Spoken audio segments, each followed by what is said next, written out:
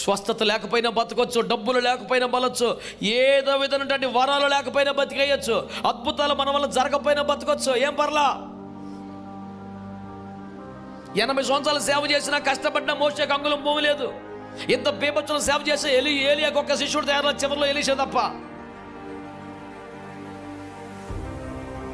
యేసు ప్రభుకే బాప్తిజం ఇచ్చిన యోహాను ఒక అద్భుతం చేయాల, ఒక స్వస్థత చేయాల.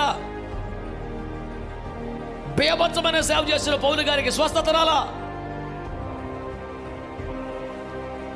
అద్భుతాలు, వరాలు, ఫలాలు లేని చాలా మంది పరిశుద్ధులు ఉన్నారు బైబిల్లో. మీకు అర్థమైందా? కానీ దేవుని కొరకు పని చేయని నిష్ఫలమైన వారు కనపడరని మీకు జ్ఞాపకం చేస్తున్నారు. వాళ్ళ దగ్గర వరాలు, వాళ్ళ దగ్గర అద్భుతాలు, వాళ్ళ దగ్గర బేబత్సాలు, వాళ్ళ దగ్గర సంపదలు లేకపోవచ్చు, కానీ దేవుని కొరకు వారు ఫలించారు. అనవసరంగా వేసేవి చెట్టుని యేసు ప్రభు ఫీల్ అయ్యేలాగా ఎవడ బతకలా.